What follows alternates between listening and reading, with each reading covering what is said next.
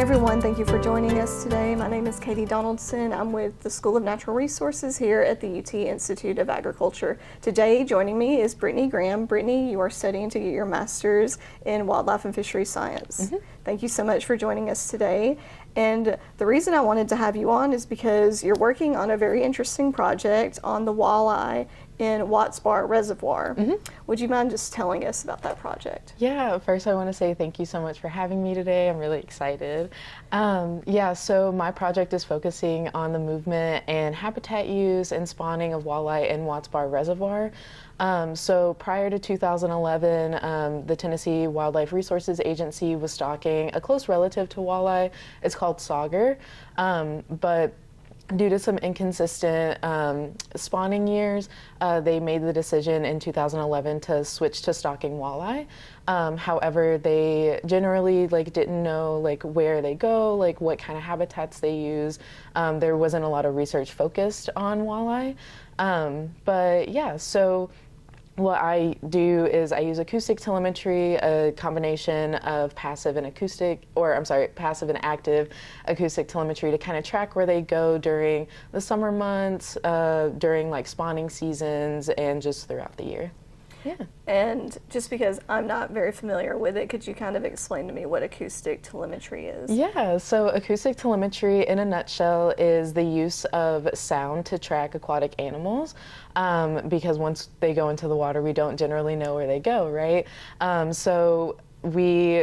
I surgically implant a little acoustic transmitter, just to kind of give context. It's like if you were to go through a toll booth and they have cameras and they're looking, or you have an easy pass, they're able to track generally where you are. So an acoustic transmitter just sends out a signal every 60 to 120 seconds.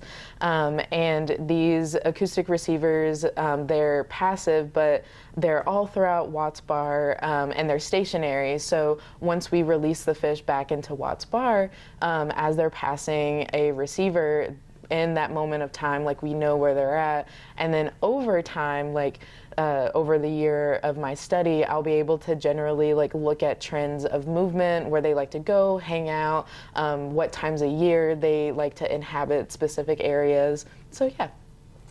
And what is kind of the main goal behind this project? Yeah, so earlier I mentioned it, but I've been working very closely with TWRA, and my role as a researcher, just collecting data, and once I analyze it, I'll be passing that information on to TWRA, so that way overall it helps informs their management goals, or so that way in the future anglers are able to keep fishing for walleye.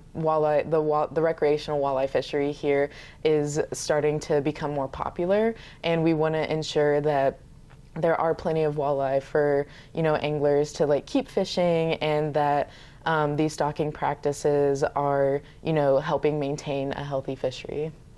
And speaking of anglers, they can also help with your research. Yes. So what is your message to them? Yes, so my message to anglers, keep fishing. That's what we want you to do, right?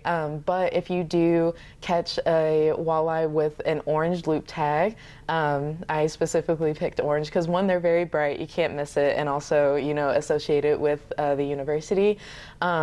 My phone number is on it, so if you could give me a call and just tell me generally where you're at, the number of the loop tag on there, and just so that way we're able to track and see how many fish are being fished out potentially, and also just help with the study. Just return, if you're able to, just return the fish into the system, so that way we can keep collecting data to help better inform, so that way we can all keep fishing in the future. Yeah. This project, it's a 2-year project, correct? Yeah. How far into the project are you right now? Yeah, so in February, in conjunction with TWRA, I was able to collect and tag 150 fish out of Watts Bar and its two tributaries, the Clinch and the Emery River, which was so much fun. So we've got all of our fish tagged. All of my receivers are out in Watts Bar collecting data. They're on 24/7, so they're always collecting data. And now I have what's called like these egg mats out just in some areas where we think that walleye are spawning. And so, I'm pretty far into it in terms of just like having all of my tags and receivers out, but I'll be doing my first big round of like information downloads from those receivers here shortly. This is also part of my study. During the summer months, in order to identify some critical habitat, cool water pockets like for walleye, we use what's called active tracking. So this is called a VR100, and so attached to it, we'll drop this in the water. So this is a hydrophone, and the passive acoustic receivers work in a very similar way. So there's a receiving end of the hydrophone that will pick up any detections from fish like in the area in real time. So while we're like kind of drifting down in Watts Bar, we'll be able to, kind of hear where the fish are. And the VR100 will tell us like what the tag number is, generally like how many fish are in the area, depending on how many tag returns that we get back.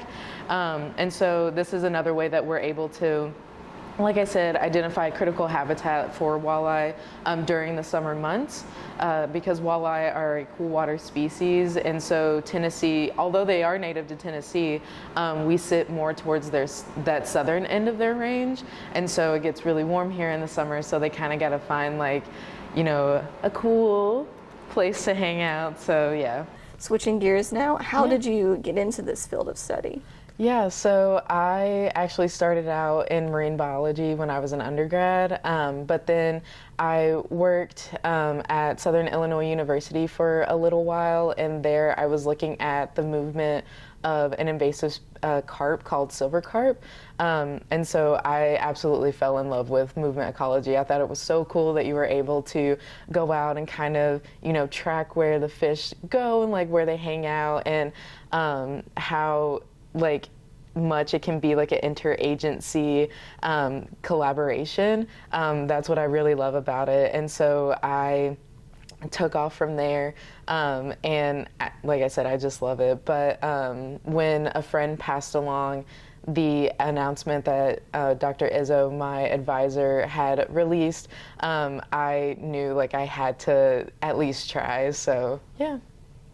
I was gonna say, because Dr. Izzo, that I remember whenever she first came to UT, that was one of her specific areas that she focuses on. Mm-hmm. Yeah, it was just like a wonderful like pieces falling together so nicely. So yeah. And what is your goal? This is way in the future, but what's your goal once you receive your master's? Hopefully, I would like to be a project manager for either a state or a federal agency. But, I really just love movement ecology, and so I just want to be able to continue to conduct research that, helps generate like a healthy and sustainable like fishery in the future.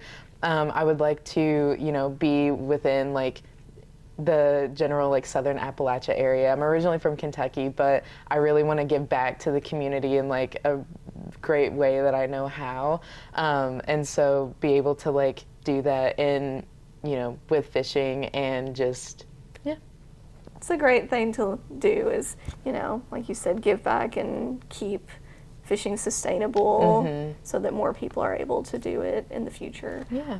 Is there anything else that you would like to add just about your research or your future plans or anything? Grad school's been so much fun. I want to give a big shout out to my advisor, Dr. Izzo. She's been wonderful throughout the entire process. I also want to give another shout out to the aquatics lab. Everyone's been so wonderful in helping, and also thank you to TWRA for being like a really great resource to like help my project and help have this collaboration with them. I think it's so wonderful.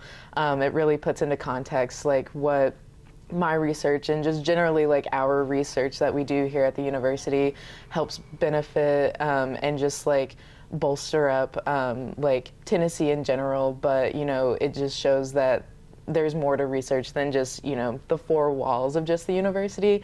Like what we're doing really impacts the community, and it's just like a wonderful thing to see. All right, well, those are all my questions. Thank you so much for joining us today. Thank you so much for having me.